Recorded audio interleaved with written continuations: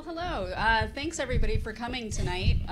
As you probably know, this is an event celebrating Michael Gould-Wartofsky's book, The Occupiers, The Making of a 99% Movement.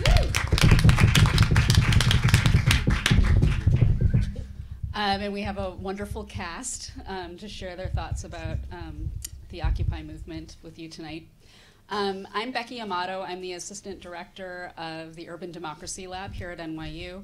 The Urban Democracy Lab is a new initiative. It just started last year.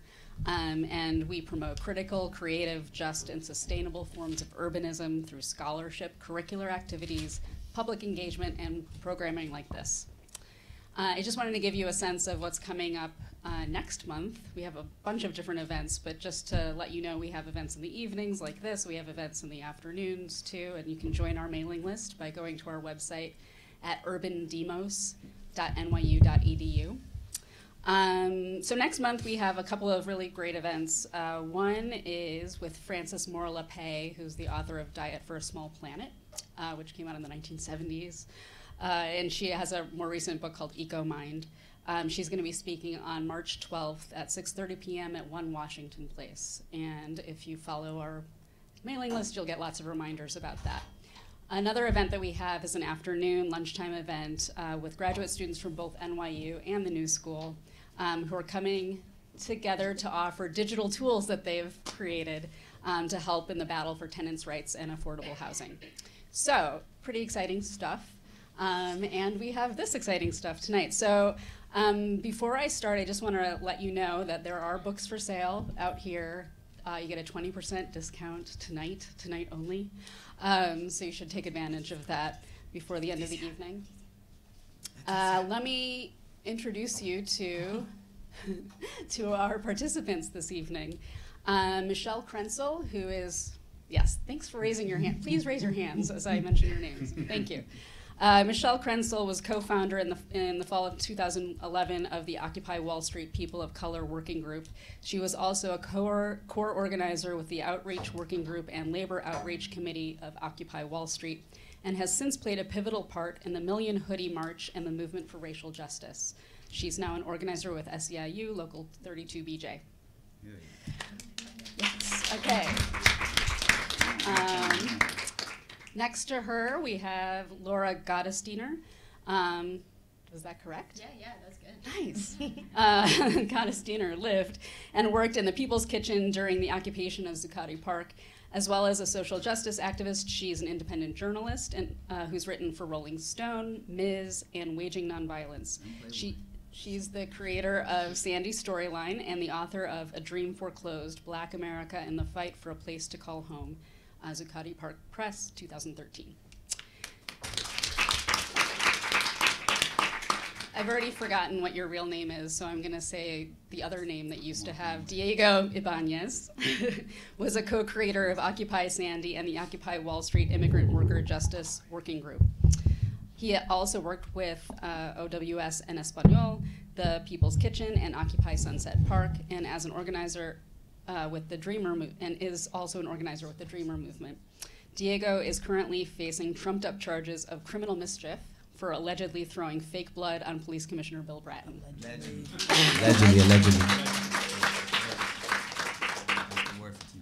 Bhaskar Sunkara, who's right here, is founding editor and publisher of Jacobin Magazine, a leading voice of the American left, which he founded while still a student at George Washington University.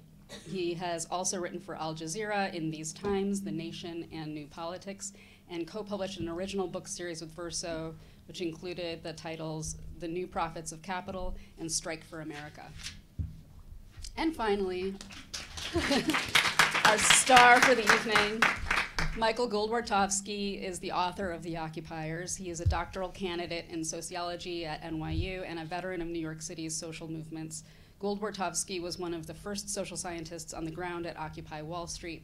His writing has been published in The Nation, Jacobin, Monthly Review, Mother Jones, and Salon, and his photography has been featured in the books Changing the Subject, Interactive Democracy, New Labor in New York, Occupy, and the 99%. Very impressive.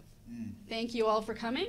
I'm going to hand this to, I'm going to turn this off and hand it back to you. All right. Good. Thank you all for coming. I just want to have a quick note. We're going to basically do roughly 45 minutes of the panel discussion.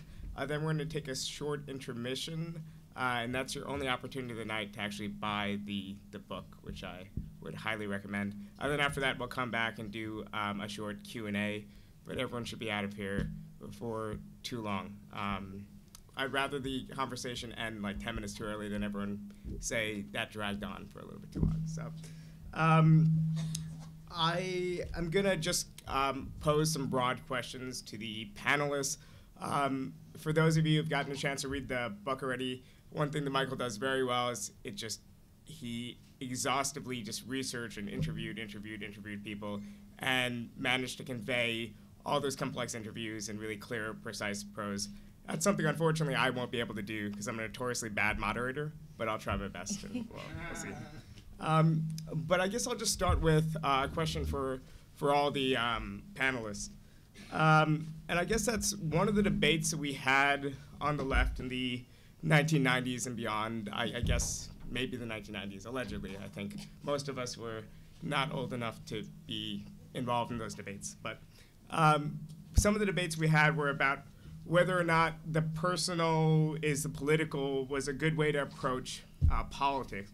Whether these personal acts were, political in and of themselves, or whether we, through our own actions, could constitute some type of, resistance at the micro level, or, whether these personal narratives were distractions from, the real work of organizing.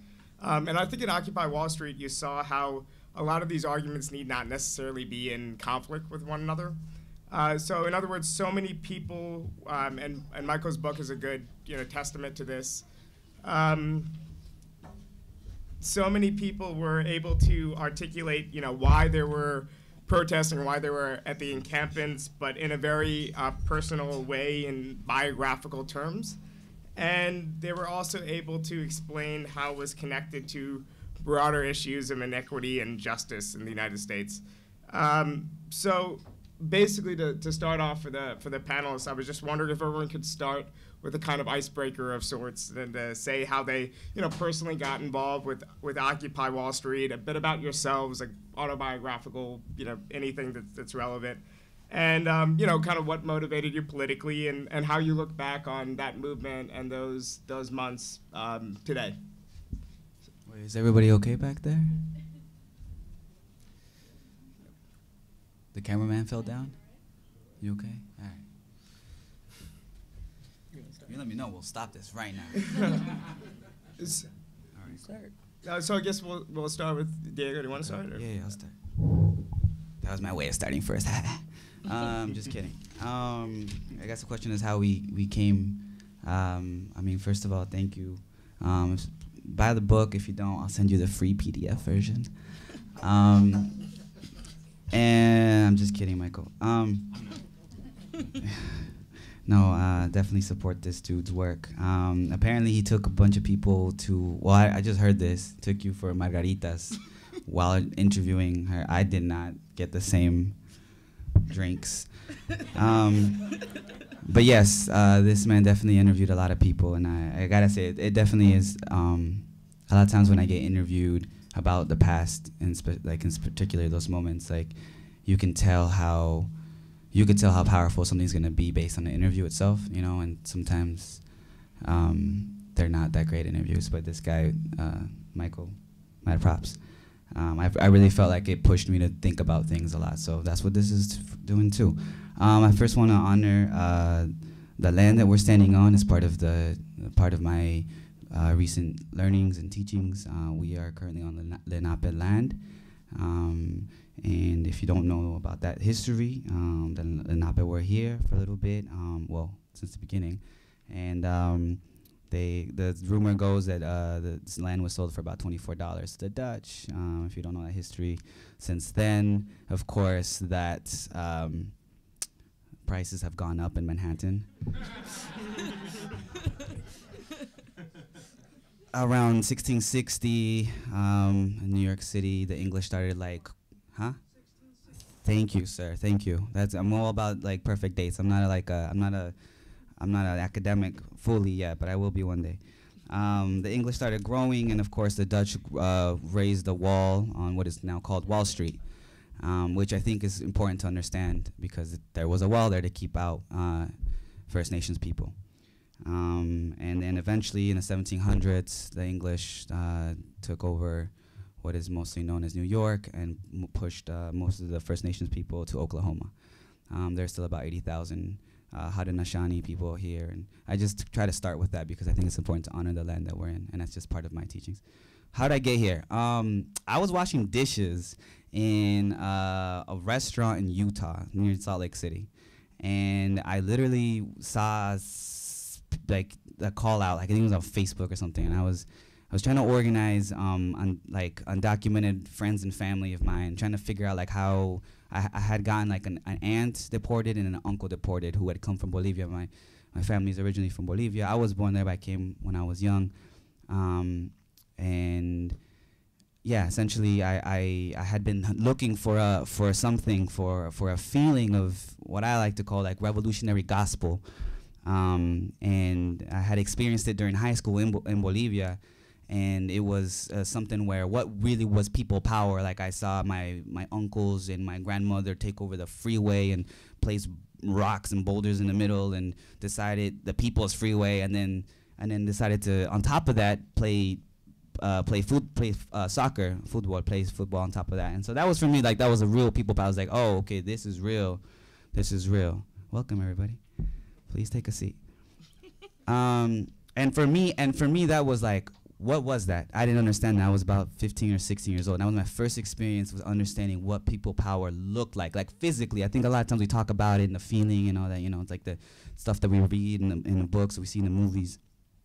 That was concrete for me. And the politics behind it were a little complicated, but I definitely, at the time I didn't know what the hell was going on. Now I'm still learning more about those times and why the people were overthrowing the president in Bolivia. So when I came back, I didn't have anything going for me, to be honest. I was organizing with a group called the Salt Lake Dream Team. I was definitely trying to do what I could to just, I feel like build power. And I really do believe in the whole idea of like we take power by making power. And I think that's been something in my organizing from early on. I saw that call, and honestly, I had $900 in my bank account. I went to ask my friend the next day, take me to the airport. He took me to the airport, told me I was crazy, and gave me a sleeping bag. And I went to the airport. I told him, how like in the movies they do it, right? They're like, give me the next flight to New York City. That was me. That was me. I actually did that. I really did that, and I was nervous as hell. I was really nervous. And I, they said it's gonna be $700 and $25, like $725, I think, or something like that.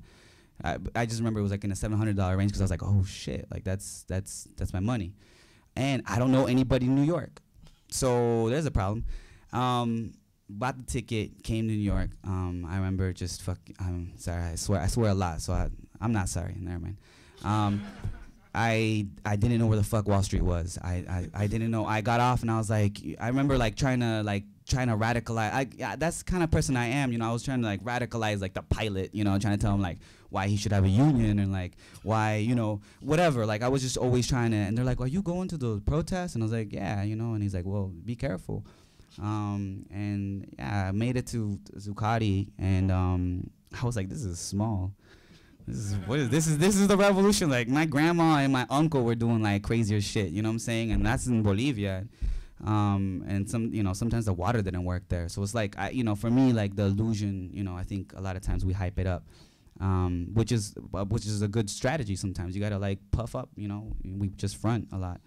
That's part of, we gotta front sometimes, that's how it is. So I'm not gonna get too much, there's a lot of story, but that's just like, I never left. I think it's because I started building roots, and I think it's because the revolutionary gospel still sings to me. And I hope that we can talk about some of that today. I think the amazing work is still going, and I firmly believe you could a real revolutionary and a real soldier. I call them soldiers, even though it's a fucked up term, but a real revolutionary and person of the people, I think you could take them anywhere. You know, you could take them anywhere. Because you know how they say you can't, you know, you could take the person out of the struggle, but you can't take the struggle out of the person. So that, you know, Occupy Wall Street was definitely one of those places where I connected with different struggles, and it opened up my eyes in a lot of ways, and I hope to share some of that with you today. But I want to pass it on, so thank you. Thank you. I don't know which one to use. I have two. Several mics. I'll use both of these mics. Can you everyone hear me? Great. So I'm Michelle, and as far as how I came to Occupy, I didn't come from Utah, but I was already living in the city. I was working for a healthcare union. I was actually working in Jersey at I was working at Robert Wood Johnson at the hospital there. I was organizing resident physicians, and I was their union rep there. And so the actual day that I was like, I'm going to Zuccotti, I didn't know I was going to Zuccotti. It was kind of an accident. There was a march. Troy Davis had been executed. And I remember being part of that fight. I remember being on the phone, crying, bawling, yelling with my mom, my dad, my brother, my sister, my family, just bawling. Because it's like, it was one of those moments where it's like, again, we did everything right. We did everything we were supposed to do, and it happened anyway. You know, people are always saying like, well, maybe if you do this differently, do that, you know, try this tactic, try this. We did it all, and it happened anyway. And so I was at work. I was still like all messed up from the night before. And so I left. I got in my car, and I was going to go meet some of my friends who were at a march. I think they had left Union Square, and they're like, we're heading downtown. So I'm driving around the city, chasing a march. And they're like, meet us at Zuccotti. It's like, Zuccotti?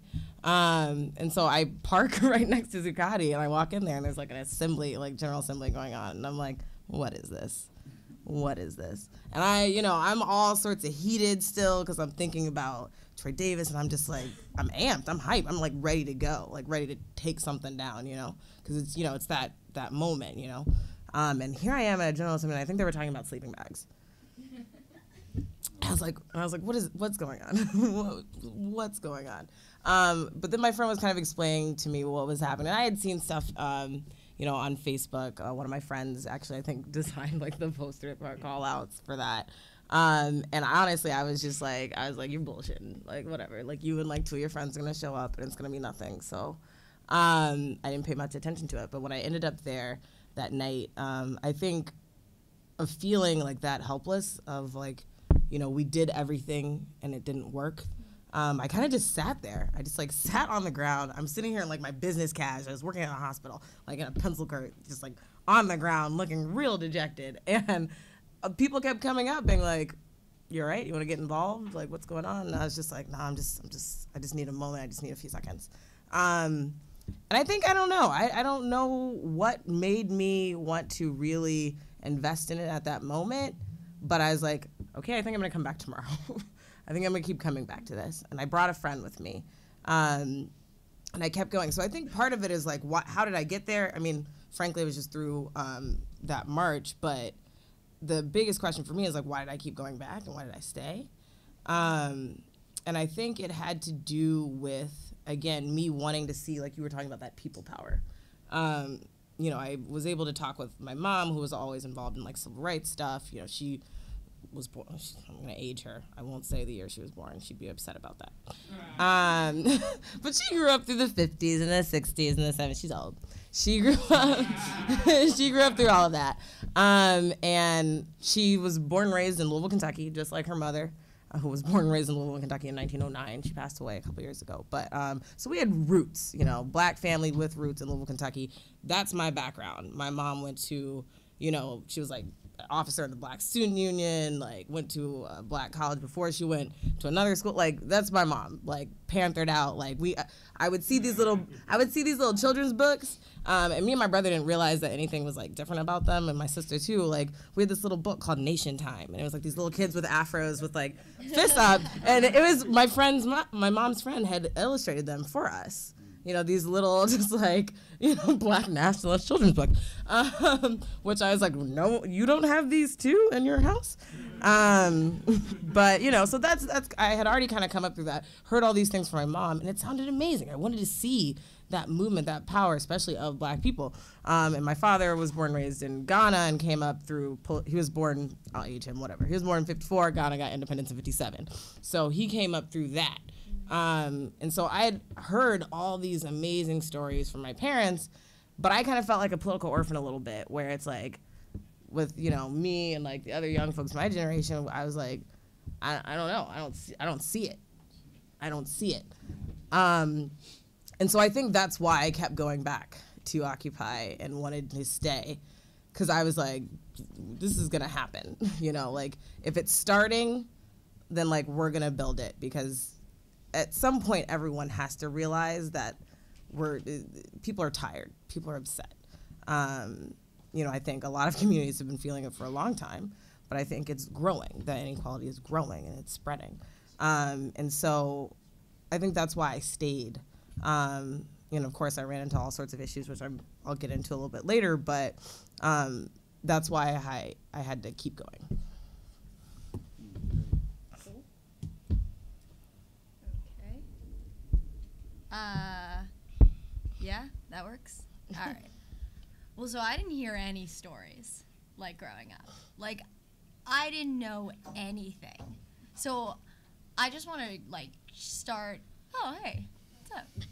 All right, well, that was a good time. So I just want to start by, like, shouting out all the folks in the room, too, because it was, like, it's, like, super weird to be sitting on a panel about Occupy. You know what I mean? Like, part of me was a little bit like, nah, I'm not going to do that. You know, and then I was like, oh, I don't know. Plans for Tuesday night, and then there was a flyer, and you put my name on the flyer. Yo, I was gonna cancel, and then he put a name on the flyer, and I was like, We can't cancel. fucked. So shout out to graphic designers. So no, I just want to sort of say, like, for me, the experience of participating in Occupy, and I'll get to how I got to it, was like very transformative for me, because I did not grow up in a political family, or in a political community. And I know that, like, there's so many people in this room that really directly impacted, like, anything I'm going to say right now, and anything I might say in the future. It's a lot of being a writer, too, just, like, taking things other people say and putting your name on the cover. So just, like, thank you. And I will say, like, the whole experience from day one of participating in Occupy was, like, by far the biggest learning experience I've had in my life, and I am probably first and foremost super grateful. I don't know, I can't answer the telephone, but my notes are on the telephone. Okay. So I'm just, like, grateful to that.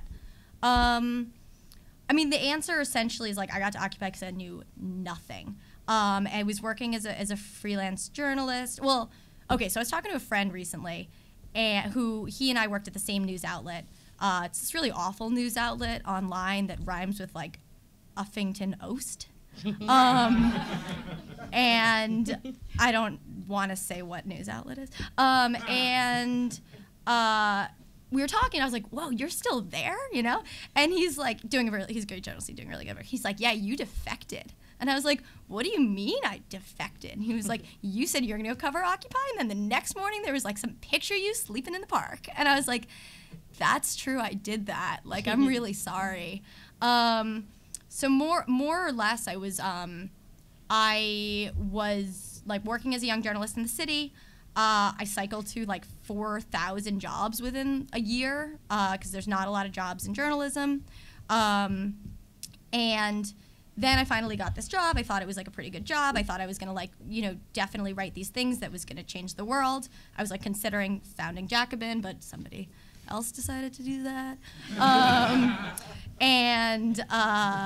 I definitely did not have the political knowledge to do that. And then I realized, like, oh, I had this platform, and I just had, like, no idea how to, like, what to say or what types of things were important to write about. And I realized I did not have any sort of political foundation. And that was a hard decision. I mean, that was like a hard realization for me. So then I sort of was doing nothing at all. And then very similarly, Occupy like popped off, and I heard about it, and I was like, okay, I've got to go. I was out of New York at that time. I was actually like really far away from Occupy, so I kind of did that thing where I was like, yeah, like give me the next plane ticket. And they were like, that's gonna be like $1 billion.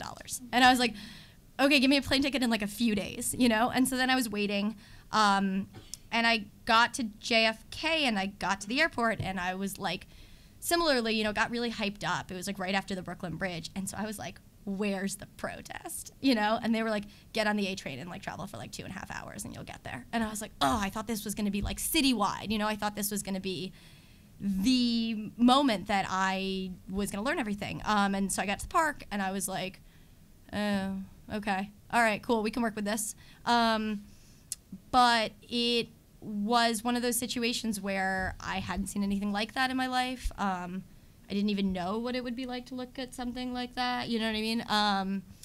And I met a lot of people, some of whom were sitting in this room, and so I was like, okay, I'm gonna stay, in part because like I don't know what I'm doing in this moment, you know? And I do want to be honest and say like I got there in part because I personally was in this moment where I was like very confused with what, as a young person, like what my place in this world was. And I think that there were a lot of other people who got there for that reason, particularly the people who weren't coming with a political analysis walking into it or a political history walking into it. Well, I actually should probably ask Michael a question, but I want to turn back to you three for one quick second, and then probably a little bit briefer, so we give Michael at least a chance to give maybe 30 seconds. That's all. That's all, right? Yeah. But You're done. You maxed out. But I guess Laura, you didn't mention that you worked in particular in the People's Kitchen. Oh yeah. In occupying the encampment.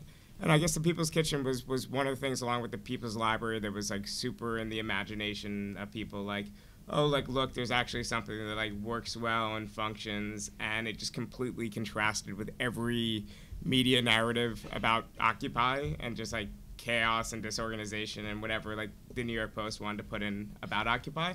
So I was just wondering about how you viewed that work and how the other people doing that work in the People's Kitchen viewed it. Did you view it yourself as kind of prefigurative in the sense that like, you know, this is something that will actually is a way that, you know, society should be governed, you know, just on the basis of like need and volunteering and whatnot? Or did you view it more like practically like this is a good way to sustain the encampment and build networks and talk to people and, you know, engage with them? So Yeah, I mean, briefly, I remember people in the kitchen talking about that. They were like, is this prefigurative? Like, is this square, this prefigurative place where we're building the utopia in the middle of the city? Or is this like a protest space and it's just like really important that people are fed? And I was like, I don't know what prefigurative means. Like, I don't know, but I had worked in food service for a long time, so I was in the kitchen, for me personally, in like a very practical way. Just being like, this is what I know how to do, and I know all these people who knew more and were shaping the politics of the space as it went, you know. And I think one of the cool things about Occupy was like, well, one of the cool things and also one of the challenging things about Occupy was like, everybody was shaping the politics of it all at the same time, regardless of any political knowledge walking into it, you know? So I remember feeling like if I'm in the kitchen and I'm making sandwiches and I know how to make sandwiches, all these people who are shaping the politics all time are gonna like have to come talk to us because they're gonna be hungry and I'm gonna get to learn from them. And then you realize like how quickly like things ramp up and suddenly we realize that we're all shaping the politics all at the same time. And that was like, I really did think there was like gonna be like a grand strategy. And then it was like a little, I was almost like, oh my God, what does it mean that there's no grand strategy, that we're all doing this all at the same time, and that includes me, and like I just thought I was like here to make some sandwiches and be helpful in that way. I don't think there's a right answer to your question. Do you know what I mean? Like I think it was both, and I think that that was like part of the beautiful incoherence that made great post headlines.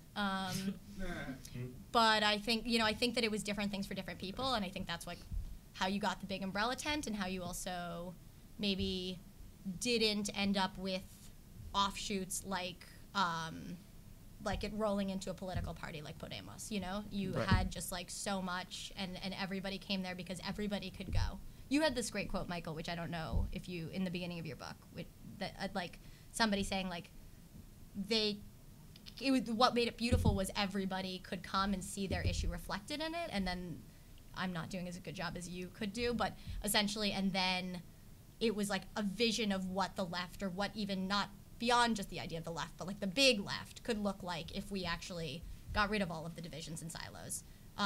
There's also lots of challenges, which I'm sure folks will talk about when that exists. Yeah, can I say something about that really quick too? Is that, because continue on to the story, is that when I got here is that I only had $200 left in my pocket, so the first place that made sense for me to go is to the kitchen. Like I was like, oh shit, I gotta eat.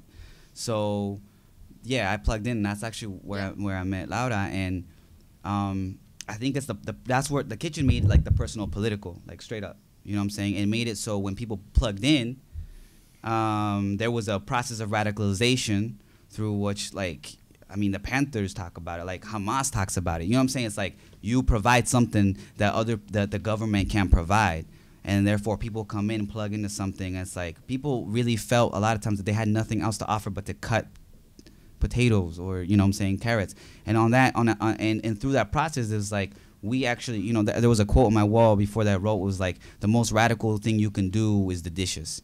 You know what I'm saying? And I wrote on my wall because there was like, I had a bunch of like radicals like in my house and in my apartment. I mean, all the time. It's kind of like a flowing thing. And some people were like, oh, they're too cool to do dishes. I was like, what? Like, what do we think this is? This is not like you know, what does it entail? What does it mean to be radical? And so I felt like the kitchen was such a central place. And on that note, like I really do want to honor, like in the spirit of, you know, Michael interviewing a lot of people, mentioning a lot of people. I know I read like so many people contributed to this. There's a lot of people that are not spoken about, and not just in the book, but in general, because of for many reasons, because they're not approachable, because maybe they don't know how to, whatever, people don't think they have anything to say. And I just really want to honor, I have a guest of honor, we have a guest of honor here today, Leticia, who's on the front right here, who was in the center of the kitchen. Leticia, I just want to say, like, and I'll say it, and this is, I think, from everybody, for reals, but it's like, Leticia is one of the people that, like, did from like the beginning, was like cooking every single day, cutting every single day, and just like to work. And there was never one time when she was like you know what I'm saying, like worried about, you know, the drama, or worried about, you know what I'm saying. She was like there to feed people, and that was her role and her contribution. And I just like, I feel like a lot of times we kind of erased some of that history. And so whenever I see Leticia now, like in the marches and stuff, I'm like, that's, you know, thank you so much, for real. Like, thank you so much. You really did a lot, and there should be a whole chapter about you in this book, for real. Next, yeah, volume 2. Yeah, and I guess you mentioned the Black Panther Party. I think that's a really good example. Their free breakfast program served two purposes. Served the practical purpose of, you know, there's hungry people, and it's the right moral and ethical thing to do is to feed them.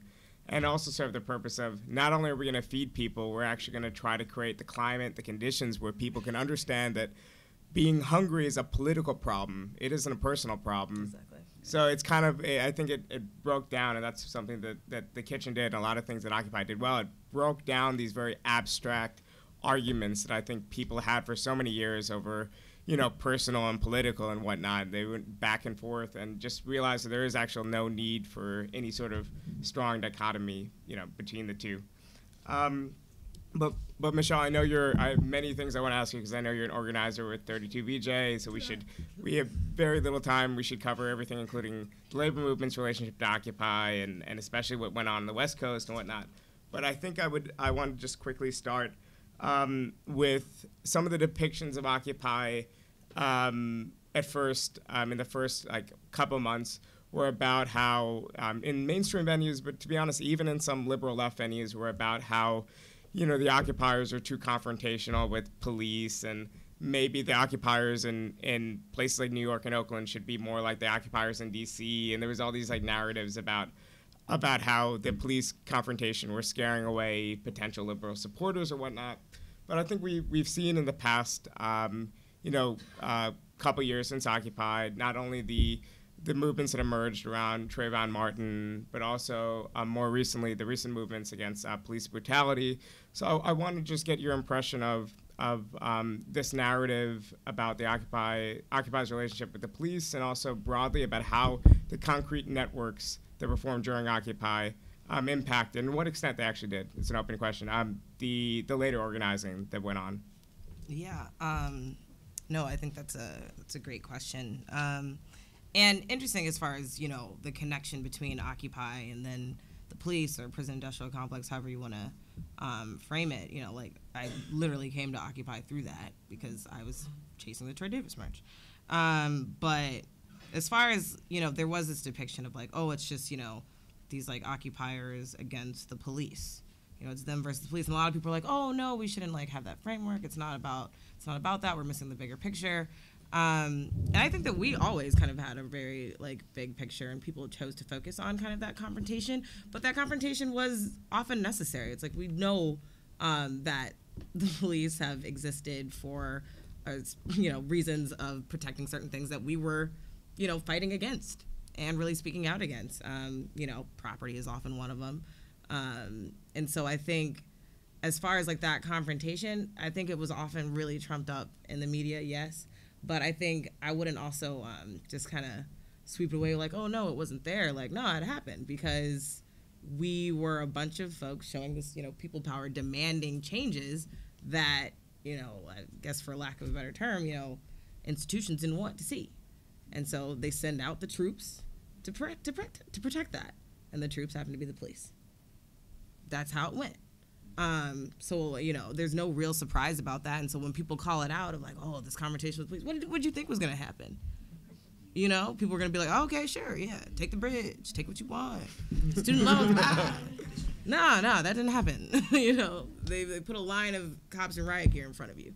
Now, what I thought was really incredible about being a part of some of these actions, and actually I'll go to the Trayvon Martin. So we had a big march. This was before Zimmerman was indicted or charged or anything like that. And we had somebody had put a call out on Facebook. Nobody was really going. And then a couple of folks from the People of Color Working Group and also from Occupy the Hood kind of just contacted the folks who'd put out the call and were hey, we're gonna blast this out as big as possible because we want everyone there. And then a friend of mine who was also in the People of Color Working Group had, she does a lot of press stuff too. She caught wind that Trayvon Martin's parents were in the city doing interviews and things like that. And so we had all these people in Union Square. This was thousands of people in Union Square. We did not have a permit. We did not get a permit, sound permit, a permit for the Martin, nothing. We were just we want everyone to show up. And thousands of people flooded into Union Square, and people hadn't really seen Trayvon Martin's parents, so they kind of just walked through the crowd. No one knew who they were. But then they came to the middle and spoke on the megaphone, and everyone's oh my God, that's Trayvon Martin's parents. We didn't know that they were here in New York. And then we just flooded out of Union Square, and people were oh my gosh, what's gonna happen? You didn't get a permit. People were coming up to me telling me all this stuff, and I was just do you see what's happening around you? I dare somebody to say something right now about this. And we walked right into the street, and there was no problem. And I remember specifically one of my friends, she had a little girl, I think her daughter may have been 7 or 8 at the time. And, we're in the street, the cops are kind of on the sidewalk, being okay, we're not gonna mess with that. And this car comes up and it's honking at her, and they're what's going on? Get out of the street. And she just kind of turns to him, and she's just weeping. It was just someone's child was killed. If this happened to you, we would do this for you as well. You're gonna have to excuse us for right now. And it was that was just it. It's just that was the feeling that people had right there. It was that people power that we're talking about, where you have that connection with someone, whether even you know them personally, but you're seeing the tragedy that they're facing, and rather than render them helpless, we have people. We have people who are going to be supporting you. And I think, that was one of those moments where because at one point I was even focusing a little bit on oh, maybe there's too much police confrontation versus protesters and stuff like that. And I think that was one of those breakthrough moments for me where it's no, it's beyond. And so I think those moments were really important, and those actions were really big. But those actions wouldn't have been possible without, like you were talking about, some of the networks that came out of the Occupy movement. I mean, I think when I was there, I had a couple of issues. I didn't necessarily see like an analysis around, police presence or like police oppression or things like that. It was just like, we're at a protest, police are here, well, we're gonna yell at each other. But I think there, people had developed a lot of different things to kind of, different thoughts about it. And I think as that grew and as we saw the police presence, like, just like kind of heightening and really coming to a head where it's like, they're out here, right here. People are getting pepper sprayed. People are getting beaten. People are getting, crazy trumped up charges thrown on them, stuff like that. It became something that we really had to reckon with as far as like, what are we going to do to talk about this? And I think that did build these solid networks that are still organizing around, against police brutality, but also just kind of like, the police force coming down on protesters. I mean, we just saw even recently, what was it, just like some mandate or whatever for like NYPD just being even more aggressive with protests and action. So it's like that's a reality when you have people out in the street saying things that certain folks don't want to hear. That's just a reality that we have to deal with. But I think it's important because I think the police need to be held. Like, they need to be called out for what they really are. And this isn't like an individual or they need to be called out for like the institution of what policing is used to do. And I think some of that did come out with Occupy and those networks that are still working right now, even with like Black Lives Matter and stuff like that. We're going to see even greater gains. So just one more question before we turn to Michael finally. But Diego, I was actually on a similar lines, curious about one of the inspiration behind Occupy Sandy, how the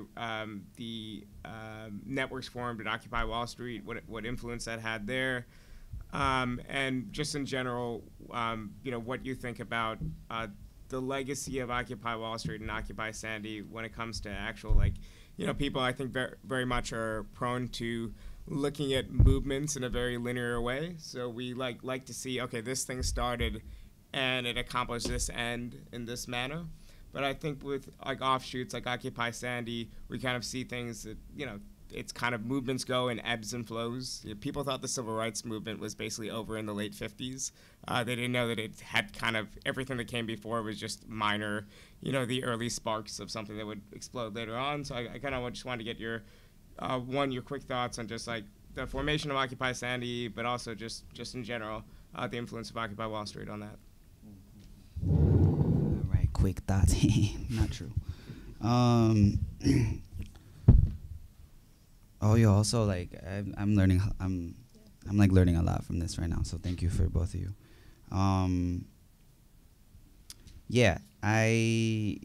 So Occupy Sandy, essentially, I feel like we're always talking about exposing. Like I think that the framework is like, I was taught by a mentor of mine who was like, the power in the things that we do has to come from us making visible what's invisible. And if you just understand that, then you could become that more productive, that much more effective. You find what's invisible and you make it visible. I think that the hurricane and the reaction to the hurricane essentially made a lot of things visible that were invisible.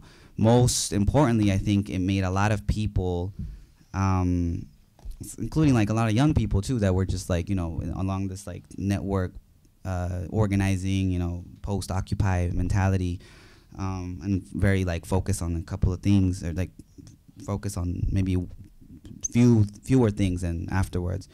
I think it made us realize not just like the hurricane. We recognize there's a hurricane. There's a physical hurricane, and you can see it. Man, I'm getting really close to this mic. You can. I don't need to get too close, right? All right. So you could see it, and And it was easy for all of us to agree, like, this is a hurricane, this is a disaster, this is a disaster now. No one could debate you. I could be like, yo, bro, this is a disaster. You'd be like, yes, sir, it is a disaster. I'm like, all right, what do you got? What do I got? Let's figure it out and let's solve it. I think if we could do that with other things, we could start like solving all kinds of problems. But that itself was such an easy thing for all of us to like agree on, like almost de facto consensus, like immediately, like this is a problem, let's deal with it. And we all like magically had all these like all this time on our hands, all these amazing like skills like that we didn't even know we had, and that just popped out of thin air. That's not true. It took a long time to get those skills and stuff like that, but it seemed like it popped out of thin air. But the one thing for me that I feel like it uncovered a lot of was that you know, we talk a lot about, we've been having these trainings in Sunset Park, and because Sunset Park was very key, and it's a neighborhood that I live in, and it was very key in having a lot of donations in the church that we had in St. Jacobi.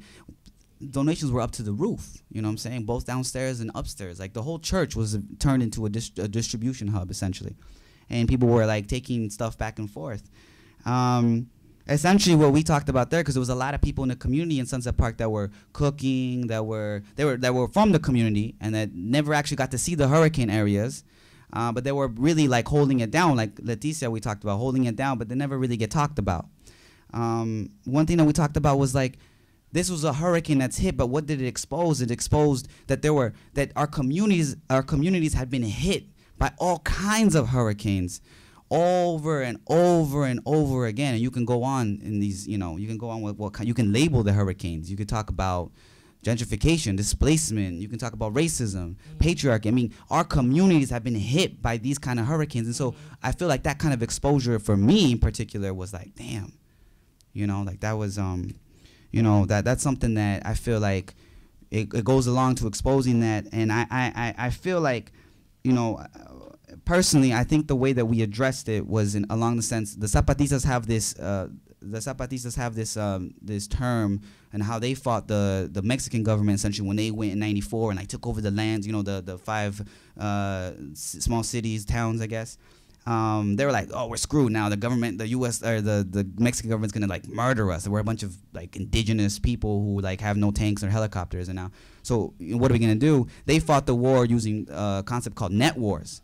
You know, they fight not just one-on-one, but like we're gonna fight as a network.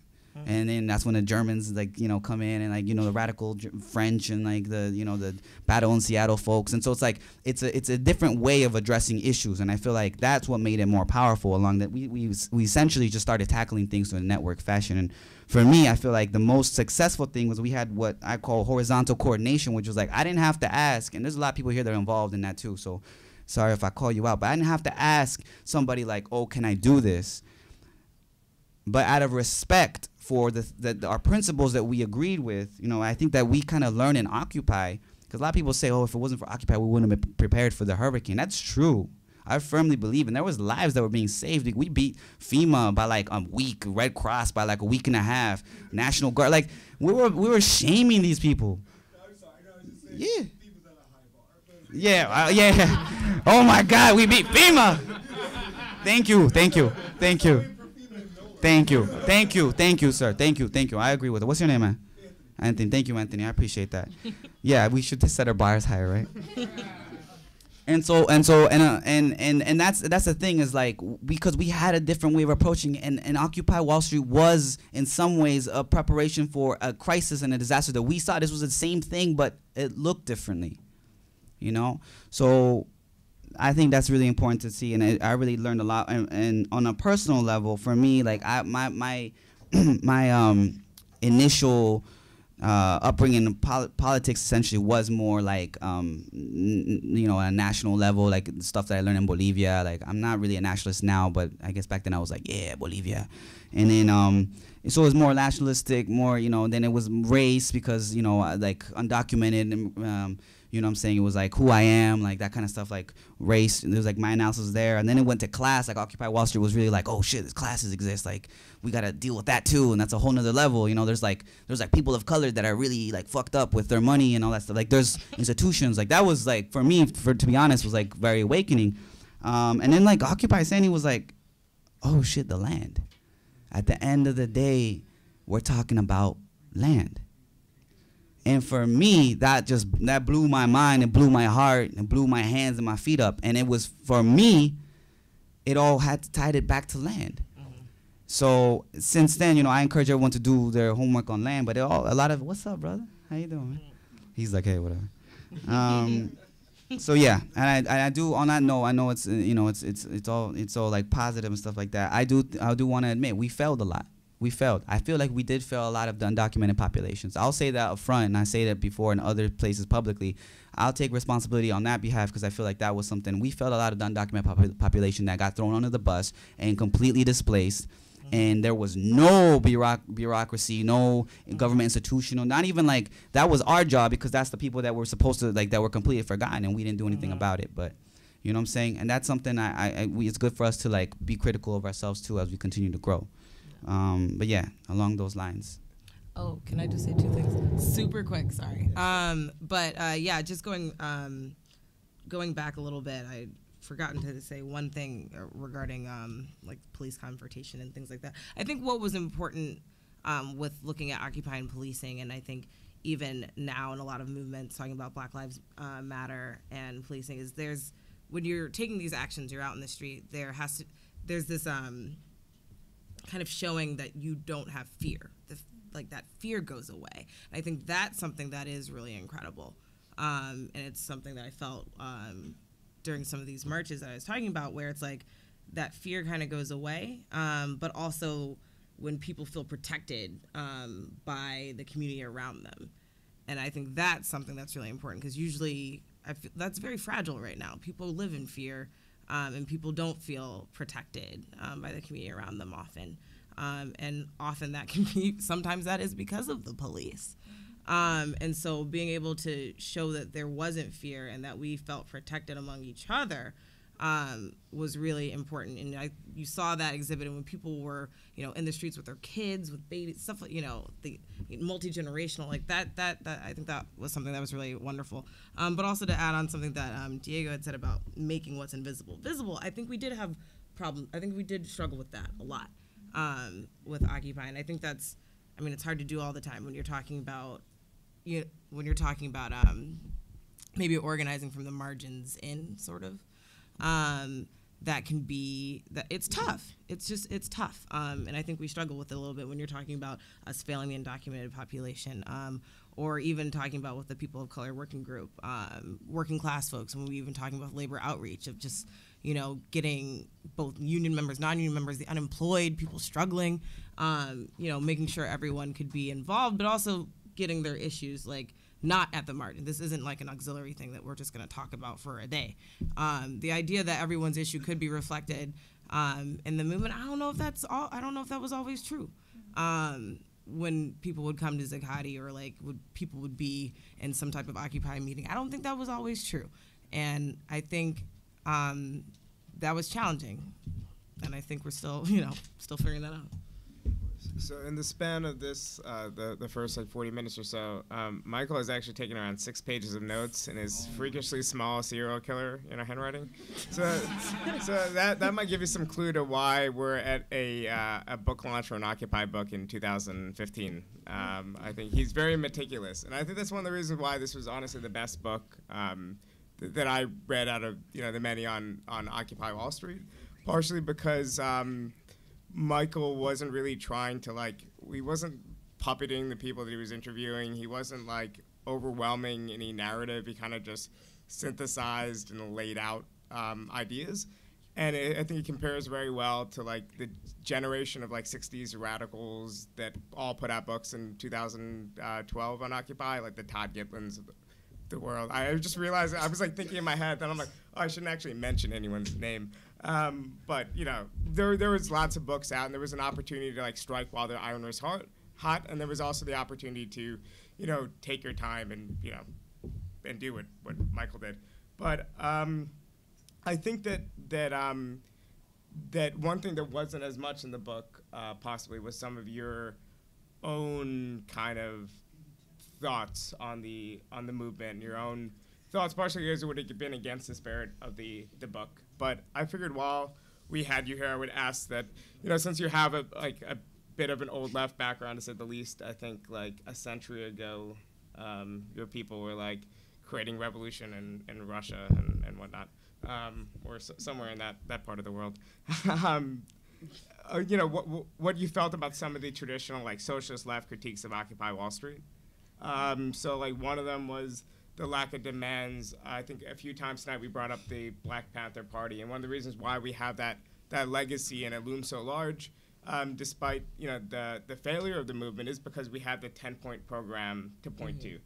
So I wonder whether if you thought that the Occupy's legacy would be bolstered if it did leave behind some sort of coherent set of demands, whether you think that's the wrong question to ask with to begin with, and also along similar lines, kind of the shift in Occupy from towards consensus and away from just traditional majority voting practices on the left and whatnot, and whether you thought that was kind of like an important shift or a procedural thing, or again something that was overemphasized, not that important. So I guess both questions: demands and consensus. So you picked the two least controversial topics in the Occupy movement. Unplanned. To ask about. Wow. So let me just start out again by honoring everybody who's in the room today. All the people who occupied, all the people who organized, people who continue to organize. My mother, who's with us, without whom, obviously.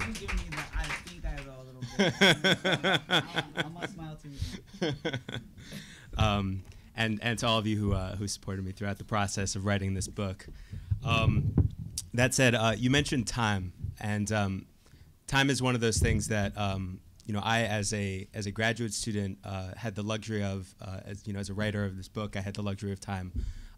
Occupy didn't really, and a lot of people who were unable to participate in Occupy to the extent that others didn't have the luxury of time either. So I want to acknowledge that as a crucial question as well. And it bears on this question of demands. First, I'll address the question of demands. I think that the answer to that question really depends on what the moment demands of us, and whether there are people, poor and working class people, who are making demands. In those moments, we have to make demands too. In those moments, we have to stand with the people who are, I think, raising up, questions of real need, right, and things that people really lack and really need to survive. In other situations, you can't just conjure demands out of thin air, or conjure points of unity out of thin air. You need, you need to have time to build a movement, for it to emerge from the movement itself, not from small cliques of people or circles of people making decisions in in rooms where other people don't have access.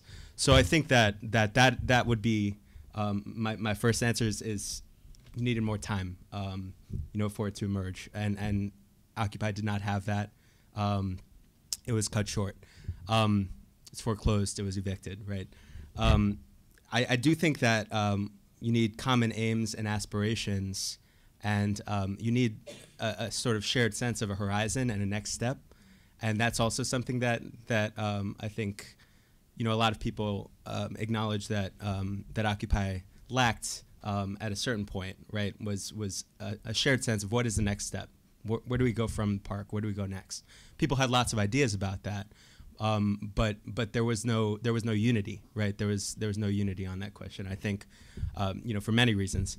So there was one tactic in which everybody could participate in some sense, and many strategies, and no strategic unity when it counted. So the sources of solidarity were there, the sources of trust and affinity, and I think where you have those. That kind of affinity, political affinity, and political unity, consensus is possible. I've seen it work, in small groups. I've seen it work in affinity groups. When you have 500 people with fundamentally different interests, identities, understandings of what it is that they're doing there, I think it becomes a lot harder and potentially impossible. And the fact is that there was consensus on some basic things. We are the 99%, they're the 1%, they're getting everything, we're getting nothing. Beyond that, I think, and that was an important point of unity not just for the left, but for poor and working class people, who kind of really made this a movement and not just an event in the park. And I think that if we want to talk about the question of consensus, we need a concrete basis for consensus. We don't have that right now because of the underlying inequalities of time, power, and resources in our society. And we can't just wish those away or say, okay, now we're starting a new society from scratch, building a little concrete utopia in the shell of the old. I think it is possible to build something in the shell of this society, but we're living in this society, and we have to confront very seriously the inequalities that are fundamental. And I don't know that we can do that with consensus alone.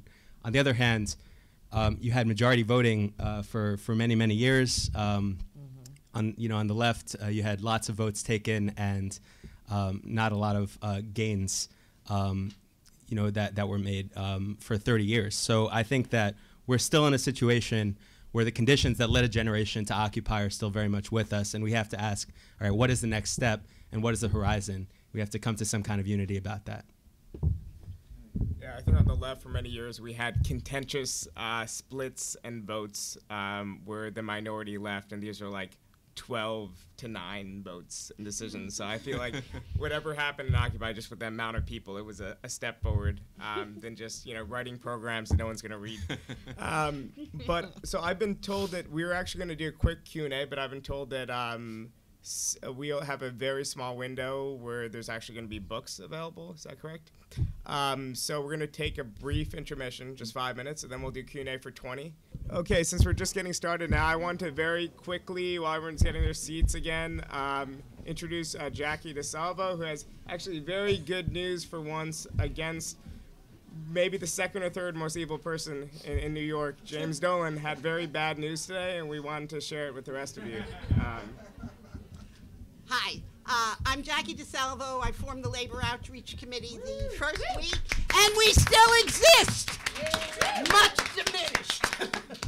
As 99 Picket still lets us know where to go and picket. But anyway, a big victory today, so it's wonderful. I get to do what I did every couple of days at Occupy, announce something good happening with Occupy and labor, as 40 of them endorsed us because we were on their picket lines, and we had two major successes, Sotheby's, which settled after May 2nd, after Occupy pulled off the biggest labor May Day in New York for 50 years. We turned out like over 100 people on May 2nd at Sotheby's, people marching from Hunter College. They ended the lockout the next day. The other big victory, I mean, not lots of them, we didn't have victories. We contributed, but Hot and Crusty. A bunch of poor Mexican workers organizing a union up on the Upper East Side, and we won it for them. It was a big deal. We were there all the time. We were on the picket lines all the time, and they got a contract. And not only that, but some of the leaders have become radicals. They're organizing other low-wage workers. They work with the Laundry Workers Center, and one of them, he's a doll, Mahoma, if you've ever met him. So that's a victory when you get workers to become organizers and radicals. But anyway, there's a little victory today. I just got an email, incredible synchronicity that I should be here. It's a struggle that we supported when there was a union organizing drive at Cablevision in Brooklyn by the Communication Workers of America. We had already had connections to the CWA because we were not far from the phone company over on West Street. And we were marching over there all the time. Some of us were on their picket lines in August, just coming from the planning meetings over in Battery Park City. So we had a good connection there, and Amy Muldoon was a rank and file organizer in the phone company. She was so good that they had to move her out of her workplace. And put her way the hell out someplace else where nobody knew her. But she connected us to the struggle of the CWA and Cablevision, and we were going on their picket lines when they were we were picketing Radio Shack when they were trying to get a union. It was hard. They got a union, and it's been like another 2 years. Today, they announced that they got a contract. So we won we helped win 2 contracts, a lot with Hot and Christie philosophy a little bit with Cablevision, and the LOC and 99 pickets still meet. At least there aren't a lot of us, but we do what we can. And I just want to acknowledge the role that Diego and Michelle in particular played in bringing those campaigns to the attention of a much wider group of people. So they should get a round of applause as well. The workers. And to the workers. Yeah, that Cablevision campaign was real. Yeah.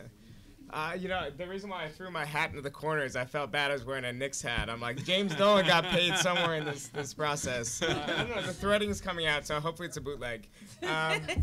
But I figured I would open it up for Q&A. We'll still make sure that everyone could chat afterwards. There's incentive to stay till the very end because there's wine, right? There's wine. And maybe other alcohol. Depending on what you find folks brought in. I have a little bit to share. I guess so if anyone has any questions, I'll take a stack of around 2 to 3 questions. Then if anyone wants to respond from the panel, they'll respond. Questions or statements, actually, it doesn't always have to be a question, but they do have to be brief just so everyone can get a chance to speak. We don't have that much time. So if you can keep your questions or statements to roughly a minute and a half or something, just so everyone can speak. If there's extra time at the end, then we could, continue the discussion. Will you use the mic, please? Yeah, sure, absolutely. This mic should work. Black button in the box will turn green. Switches up. Okay. Yeah, like I said, I'm a bad moderator, but it's mostly technical. So yeah, I guess start off you in the front. First question. Hi, thanks guys. I'm Anthony. 2 questions, kind of one statement, but you guys mentioned some very powerful eras: civil rights, women's suffrage, and even the original environmental movement. What I saw lacking in Occupy, and I'm wondering if what you would have to say about this, was that with those movements there was like a hybrid of what I call street advocacy, as well as legislative FaceTime, right? MLK, LBJ, etc., and that led to legislative pressure and thus some semblance of legislative change. Is there room for that in Occupy? I hope there's room for that in Occupy, because even our good friend Saul Alinsky tells us that we have to go inside at some point. We can't, and especially it's cold right now. We should go inside at some point. So that was number one. The other thing I wanted to mention was what is the role of personal accountability when we're talking about occupying Wall Street? I mean, and I'm a part of it too. I'm a part of the tartuffery as well, because Wall Street is represented very well in this room right now. iPhone, Mac, Nike, Reebok, et cetera, et cetera. No, I'm not calling you out. I'm calling us out. I mean, because like it is. There's. I saw Lululemon in here too. So I mean, I'm just saying. But my spiritual teacher, who is the head of the Shambhala lineage of Buddhism, said something to me once, where he said, "Your purchase is a vote. Every time you make a purchase, you make a vote." So I'm just wondering, like, in terms of where we can go from there, like it just seems that like we are so plugged into this global neoliberalism, hyper-capitalism matrix. We got TPP around the corner. How do we get out of it? Because we're like when we're like in it so much. I mean, because we gotta have the iPhone 6. There are people who waited outside longer for that than went to Occupy. So that's it. Yeah. Thank you. And any other questions? And just keep your hands raised too, so I could see. Oh, right there. I guess there's one. Thank you. My name is Fred Newton. It is very rewarding in a way that you cannot measure in dollars and cents to be authorized to speak for Occupy Weed Street. Guess where they got that name for? Imitation is one of the most sincere forms of flattery. I'm here to seek support for a march and rally that will be on May 2nd. It'll start at 40th and Broadway. It'll end at Union Square. It is a march, and then to end the drug war. But more than that, this is calling issues like stop and frisk, broken windows, the police the military, the prison industrial complex. Drugs, the war on drugs is feeding the prison industrial complex more than anything else. The war on drugs is the biggest vehicle. There are other vehicles, but the biggest vehicle of discrimination against people of color and Hispanics is the war on drugs.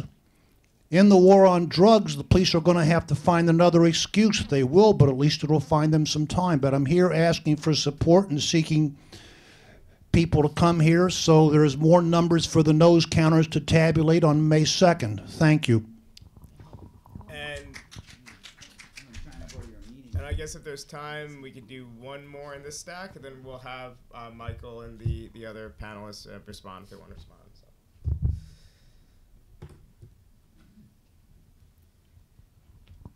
Thank you. My name is Bill Johnson from Staten Island. Folks, thank you for all being here, every one of you. I repeat, I'm from Staten Island.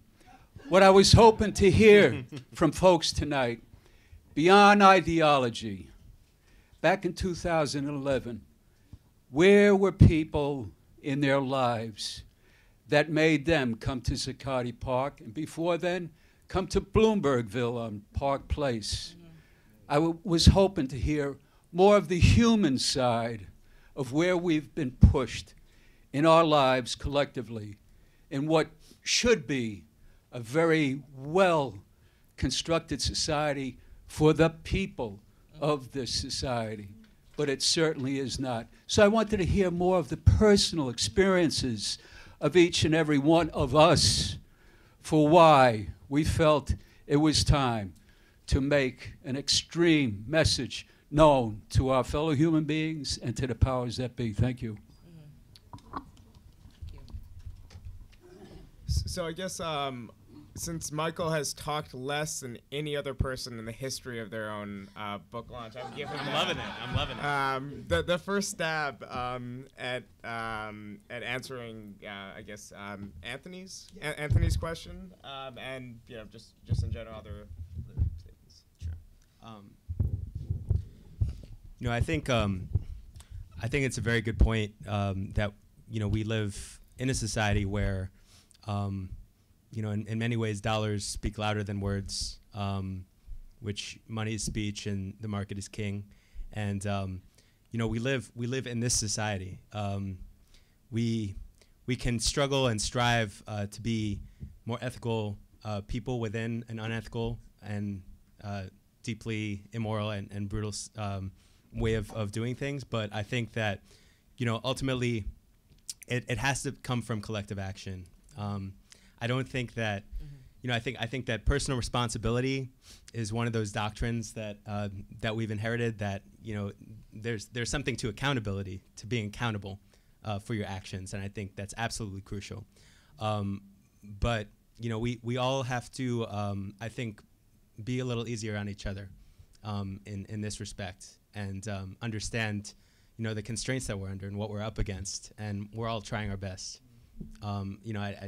That sounds trite, but I think that the more demanding we can be of ourselves as a collective, and the less guilty we can feel about trying to live our lives within this capitalist society, the more energy we'll have to fight the real fights that lie ahead.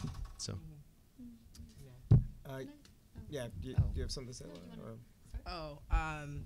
Yeah. No, I think that was really well said as far as like collective action, and also along with the street advocacy versus legislative part. I wanted to touch on that.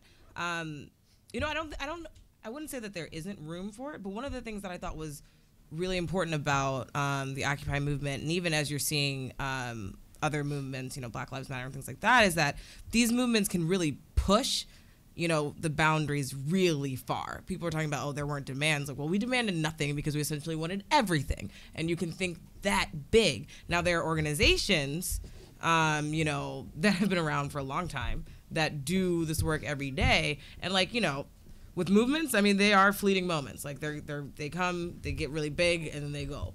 But a lot of these organizations are going to be here to stay. And I think when you have these movements that can push those boundaries so far, it actually gives more room for the organizations that are doing kind of like the policy work, legislative work, and stuff like that, to get something that they probably wouldn't have gotten without those boundaries being crushed.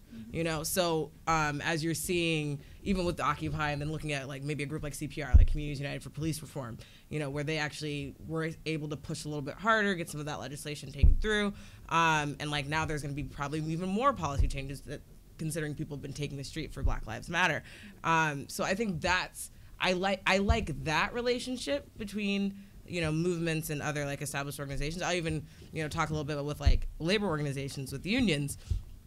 I think what Occupy really provided was a great, I don't want to call it outlet, like you're gonna play sports, but whatever, like outlet for workers to really be part of a movement involved in militant action that sometimes you can't always just be taking like in your union shop.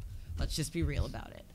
But with people coming out to Occupy, people coming out even to some of these marches against police brutality and things like that, it's pushing the boundaries around labor, and now unions have to talk about it.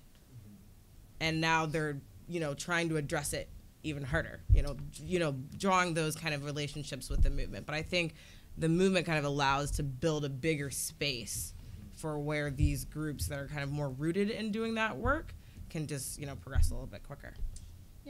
Yeah, I really agree with that. I think that in the U.S. context, there's really, I think one of the things that was exciting about Occupy was we were like, we are not going to try to be in the government right now, because we're going to try to do what Diego was mentioning, like make the invisible visible. We're not happy with the government right now. And I think one of the other things that it made visible was we're not happy with capital right now, you know. And so there was I think a really basic need to say people are super unhappy right now. And I think that speaks to, you know, the personal and the psychic and the emotional, as well as the like concrete. We're not happy because like no human rights are valued, and as a result people have no money, and people are in debt, and people are being foreclosed on. And also there's this like psychic break, like we're just really, really discontent. And I think I want to bring in, I think most people in this room, I'm going to say this and everyone's going to be like, oh yeah, but I think in the US context we really need to remember it. Like Occupy surged in a moment where internationally these discontent, network-based, youth-led movements of people who had been being pushed to the margins in so many ways, because they were young, because they were lower class or middle class, because they were students in debt, because their governments were in crises. Like, Occupy didn't come out of nowhere. You know, it came from seeing so many millions of people rise up all across the Middle East, so many people rise up across South America. And so it's like, in that moment, that was not an electoral movement. That was a movement of discontent and a street protest movement across the world. I think the question that I have isn't, you know, is there space in Occupy for electoral work? Because there's space for whatever, like, we in this room and people all across the country and the world, like, make space for. And I think, so the question for me is, like, do we also need electoral movements right now and government movements in addition to the street protest movements that, frankly, I think we're getting, like, pretty good at, you know? I don't know. I personally would say yes. I would say yes only from looking at, like, what's going on in Europe right now. And so, like, seeing, I'm going to say it wrong, like, Syriza. Yeah? Got it right? Seeing Syriza, seeing Podemos, like, seeing the way that 2011 street-based, youth-based movements are now transforming to actually take over governments and, like, push back against austerity politics. We don't know where that's going to go. You know what I mean? I'm not going to try to say, like, hey, that's all going to be awesome, we got to do it too. But it's in a way that we learned from folks in Europe and in the Middle East and in South America and all across the world in 2011. I think we ought to be doing that in this moment right now. And I don't know what banner that happens on. I don't think we need to say, okay, Occupy's, like, ready to start taking, like, city council seats. I think we should say, you know, in the U.S., as we think about what the, like, left, the far left is, or what the new left is, like, do we want to learn from these movements that are happening across the world now too? And a lot of I mean, in Chile too, a lot of the folks who were involved in the student-led movements now are in the Senate. I guess they're equivalent of the Senate. So, you know, I think that's something we should be keeping our eye on and saying, do we want to do something similar? Do we not? What does it look like? But that's sort of the trajectory that I'm seeing right at this moment. Dear, do you have anything else to add, or you want to? Don't feel guilty. I asked. We want to hear you. You're on the panel. I'm all ashamed about it. No, I'm not ashamed. I'm just trying to yeah. I'm just like, when your good friends speak, sometimes you're like, what? You really think that? Not in a bad way. I'm just like, wow. Yeah. First of all, this is the flyer they gave you. This is from the thing. Is that the Statue of Liberty smoking a joint? Thank you, sir. Thank you. I've heard about that group, by the way. I've been meaning to go to one of the meetings. I heard you guys smoke publicly just to do it. Anyways, moving forward. I'll be at the march for sure, though. Will be public smoking. I'm there. Okay. I'm there. All right. I'm sorry. This is serious. I do want to say, come on, everybody. I do want to say, yeah, I think there was some serious things that you were pointing to, which I actually take, believe it or not, I do take some things serious. I do take that serious. I don't think necessarily on the lines of like, oh, I'm sorry, bro. I don't think we're trying hard enough. I'm gonna put it out there. I don't think we're trying hard enough. I'm not saying that like holier than thou kind of thing, even though I know that comes off like that, and I do apologize for that. Sometimes that happens. And I'm working on that. I think that there is an addiction to being comfortable, and I think in New York City, I think the left has an addiction to being too comfortable. The left is too comfortable in the U.S., and I think that's gonna continue to poison us and to affect our thinking and continue. And listen, believe me, I get a lot of arguments because I don't have a lot of friends also because of this. All right, I have friends. But it's true. I mean, maybe it's not true, but this is how I feel. I see there are limitations when it comes to us being comfortable. And one of my friends was telling me like, "What are you waiting for?" I mean, we're talking about revolutionary things. I think after one of there was a talk from these powerful women of color that came from Detroit and spoke about the water issues. She was pissed. She was in a panel like this, and I was like in the very back, because hoping that she might recognize me. She didn't remember me at all, and she was like, she was angry when she spoke towards the end, and she was really nice until the end, and she was like, "What are you waiting for?" She's like, "What are you waiting for? It's just you. It's just now. This is the life we got." That she's like angry at the youth, and I was like, "Oh damn!" Like I'm glad she's saying that, because it comes off different if I say it. It was like, "Oh, he's a young guy. He's gonna grow out of it." But with her, she's been in a struggle for such a long time, and she's still standing. And she has so much to show for it, but also she's so angry, and there's a lot of there's real pain in that, you know what I'm saying? And I felt her. I was like, yeah, you're right. You know what I'm saying? The state allowed people to camp out in front of the Nike store and in front of the iPhone store when they didn't allow people to camp out in public spaces. And that was a problem that I don't think a lot of people were that upset about, to be honest. At the same time, I do understand the concept of like us if you're gonna organize, and I fully believe if you're gonna organize, you have to understand how to meet the people where they're at. One, and I don't like that phrasing necessarily all the time, but you cannot go around just criticizing. I have some of my closest friends who, yeah, they do wait in line for their Nikes, but I have that relationship with them. I grow that relationship with them to say, yo, bro, what are you doing? You waited 3 days for that and then paid off $1.50. You know what I'm saying? So it's like. It's part of a process, and I encourage everyone. If everyone here should be encouraged to become accustomed and used to organizing your spaces, whether you're working, where you're living, continue to organize, and that's part of organizing. I do want to say that something that Michelle pointed out about the role of the radical. Essentially to push the envelope as much as possible. We have to be okay with that. We have to be okay with pushing as far as possible, because you know that people are going to meet you like halfway. And you can't be afraid of that. There's just a lot of times when we're just like, I don't know, I want to be politically correct. I don't know, I want to tiptoe, and that's fine in some situations, I suppose. But a lot of time, the role of I think like this generation is we have to push as far as possible and not be afraid, because the people are only going to meet us halfway. And that's, people say, well, how delusional you, Mr. Diego, you're so passionate and everything. And it's like, revolution is not going to happen. It's like, all right, cool. For me, my role, and I've come to understand it through the experiences that we've all been talking about, is like my role and our role essentially is not to create revolution now. It's essentially to create the conditions for the next generation to create the conditions to, who knows how far that goes, to create revolution. So I think it's okay for us to be honest about that. I think there's a lot of stress around, like, oh my God, if it doesn't come tomorrow, we failed. And you know, I was stressed out about that. You know, my own trajectory has been like a shit show, but it's allowed me to reflect on, okay, what are we really working for? And that's okay, and that goes along with the slow work. There's a lot of slow work that's not done anymore. We're stuck a lot on this social media shit. That's okay, I understand, but we're mobilizing, we're not organizing. And the social media, don't pretend. I understand, you know, people are like, oh, it's okay, I get off Facebook, I closed it down. No, it's okay to be on Facebook, it's not a bad thing.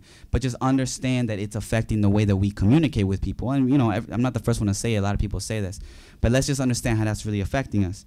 And I think that's a slow work that I've been working a lot. I learned a lot this from indigenous First Nation, you know, movements and resistors and what we call land defenders. Is they really take honor in that slow work. That slow work is where the revolution happens. It's the slow work of acknowledging the water that you're drinking, and slow work of doing the tea time with your neighbors and that slow work is important.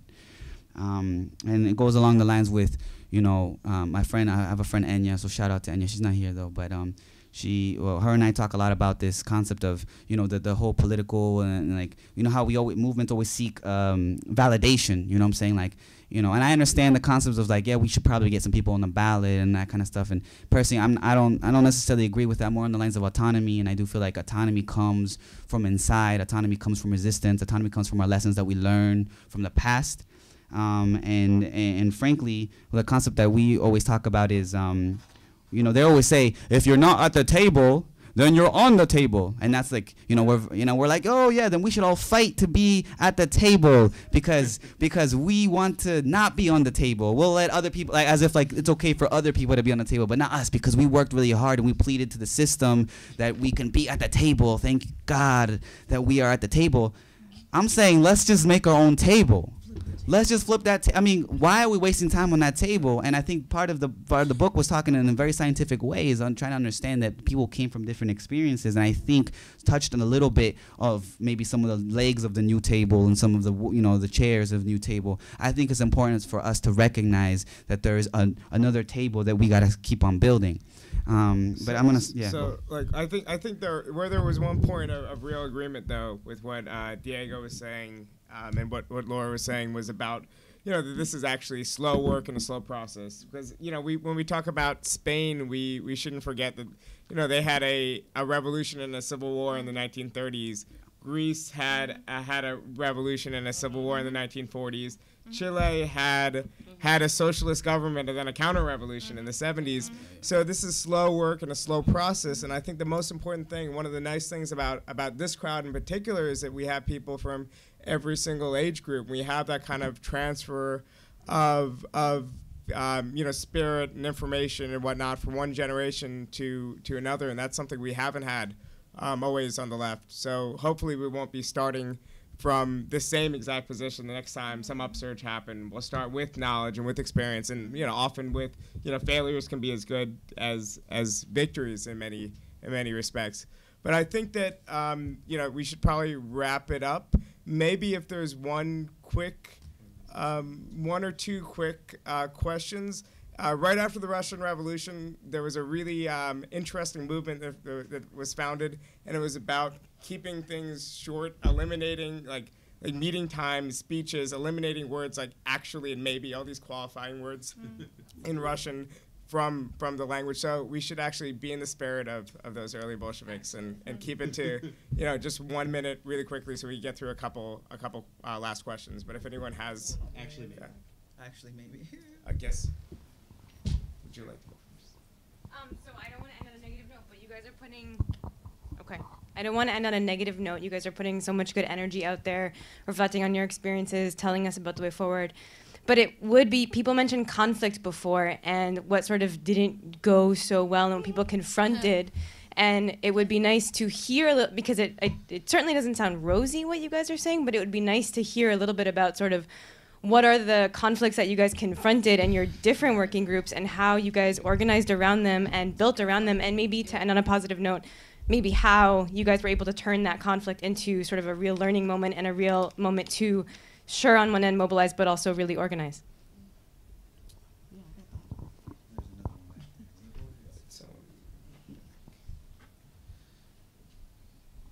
Yes.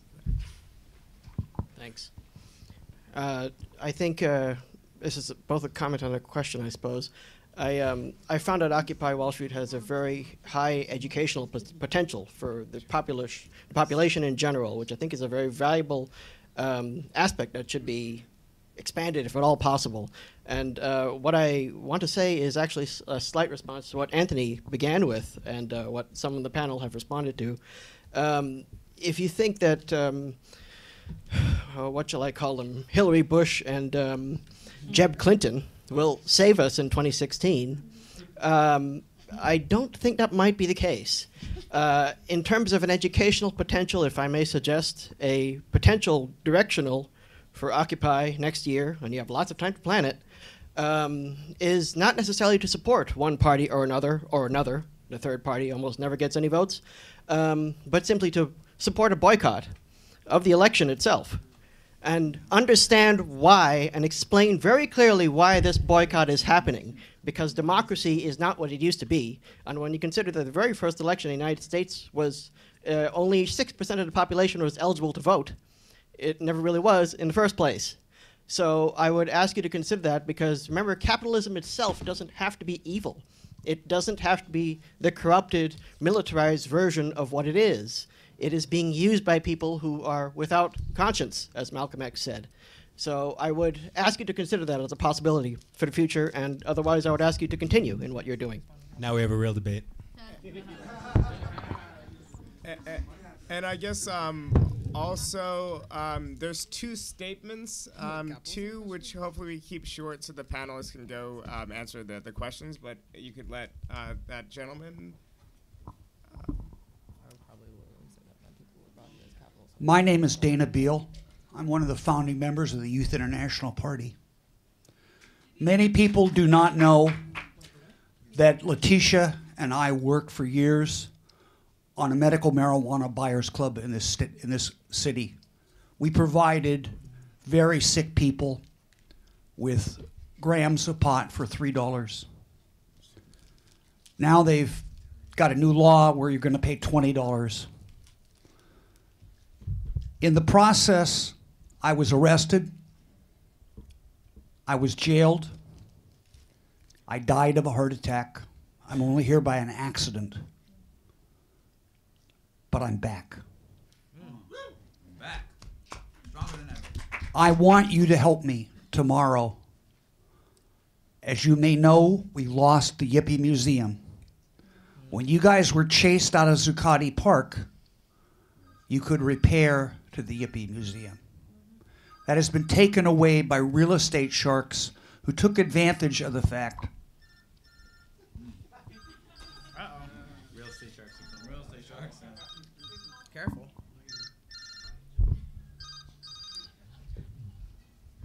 So just because we're They short on took time- advantage of the fact that we were in the pot world to steal our building. Okay? Tomorrow we have a chance to get that building back. I could tell you a lot of things. I could tell you there's a cure for heroin that's being withheld by the American government. I know you know about medical marijuana. I know you know that they lie. I know you know there's one thing that connects everybody from Occupy Wall Street over to the new Jim Crow.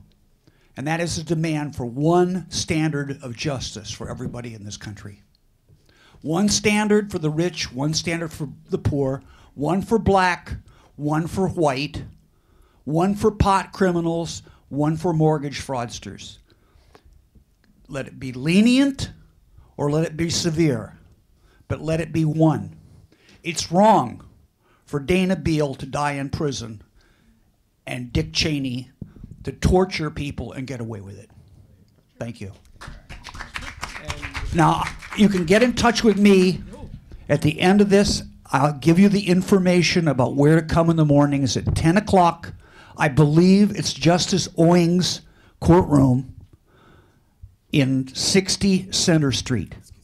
You want to write that down? 60 Center Street. I believe that it's just Wing's courtroom on the second floor at 10 o'clock in the morning. I hope as many people as possible can be there. We can get the Yippee Museum back. Thank you, Danny. Thank you. Thank you. A very quick announcement.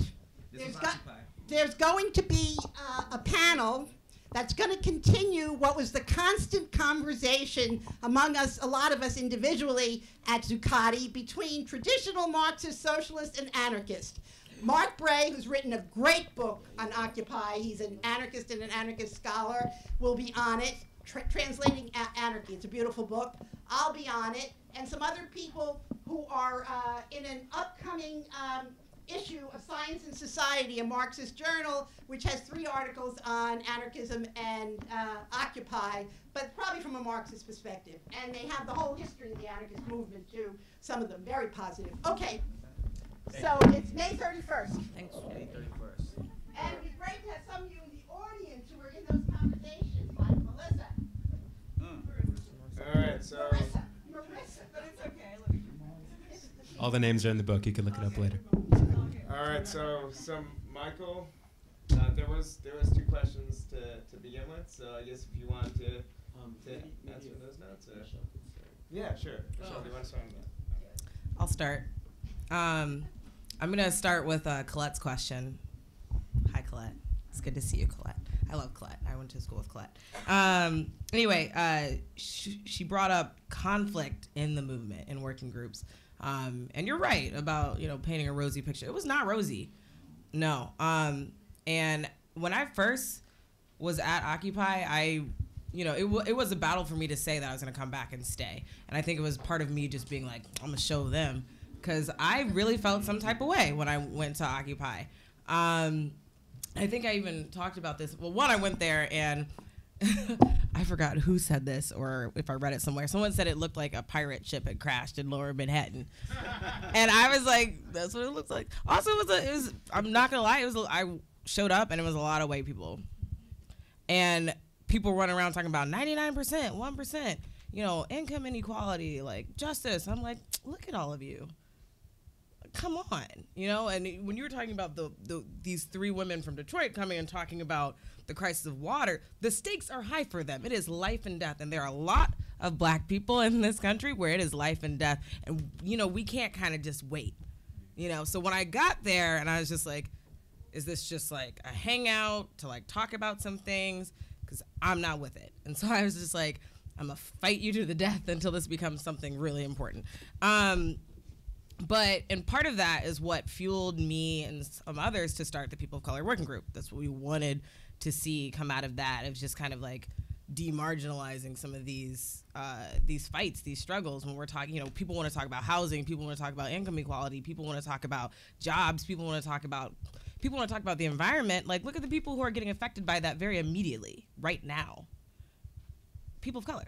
Like, it's poor, like working people, poor people, people of color. That's what it is. A third of black people in the country live below the poverty line. I think it might even be more than that now. That's something that's insane. And so if we're going to be talking about income inequality and like there was no real discussion about race, I kind of had it up to here with that type of thing. And so a couple of folks who I met at the park and then a friend of mine from work, we were going to start the People of Color Working Group. And I remember when we were just like kind of walking around the park and you would, mic check. And you're like, mic check, and like everyone repeats you. And I think this is in the book too, because this is one of the moments that really, it hurt me when you're talking about the personal experiences. This is a real personal one. We were like mic check, and we were basically talking about the People of Color Working Group will be meeting at this time at like the Red Monster or whatever we called it at that time, the Red Structure. I called it the Red Monster. I don't know why. But I remember we yelled mic check, and everyone's like mic check, and it's like just booming, like all these people, and we're like the People of Color Working Group, and it's like the People of Color. All of a sudden, it got quiet. People didn't want to repeat it. It was just me and my friends saying the People of Color Working Group, looking around, and everyone's like backing away, all quiet. And I was just like, okay. I see where we are. I see you. I see you, and I know where you stand now. And you know that was really, it was hurtful. It really was, but it was real. I think that's where a lot of people were, and that's where a lot of people understood the movement to be. We were called divisive on several occasions. You know, angry. I was called angry. I was called a tyrant, actually, several times. And I was like, that's fine. That's fine. You can call me whatever you want to.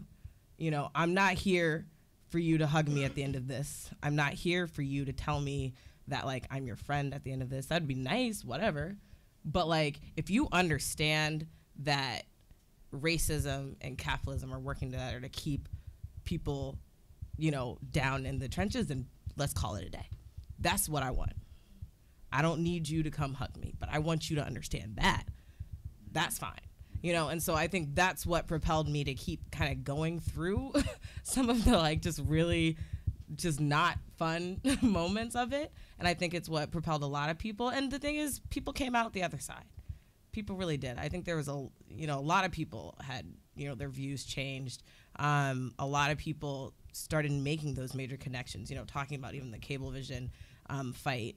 One of the specific things about the Cablevision workers who just ratified that contract, this was a shop in Brooklyn, like 99% black or something like that. And then there's a shop in Long Island, Cablevision workers, they're all majority white, and they were getting paid like a substantial amount more per hour to do the same work than the black guys in Brooklyn, basically. So that Cablevision fight was a fight about, you know, right where racial justice and economic justice meet. That's what that fight was. And to see so many people from Occupy really supporting that, I think, for me, showed a major change. It really did. Because I didn't see it at first. I didn't see it at first. I didn't think my voice mattered there. I didn't think black people mattered. I didn't think people of color. I didn't think, you know, when the Immigrant Worker Justice group came out of the People of Color Working Group, I thought that was amazing because I was like, no one's going to talk about it otherwise. So yeah, no, it wasn't great. And talking about those personal experiences, you know, I talk about like occupied trauma sometimes, where it's like, you know, you feel like you got some trauma going on from that, from some of the people you had to talk to or had to meet, or like the things that were said about you by other people or whatever. That stuff was rough, but it was bigger than that. And at some point we just had to understand so we can make it out that other side. But yeah. So, last word. Yeah, I mean, this was part of the motivation for writing the book and for finishing the book, which was another task.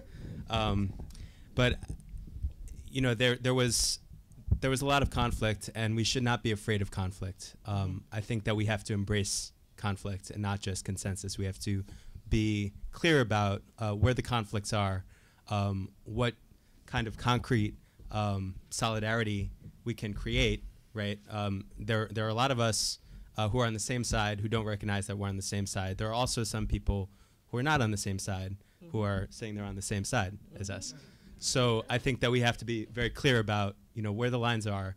The 99%, the 1% was a great way of speaking about it and translating it into a language that a lot of people could understand, but it also left out a lot and erased a lot.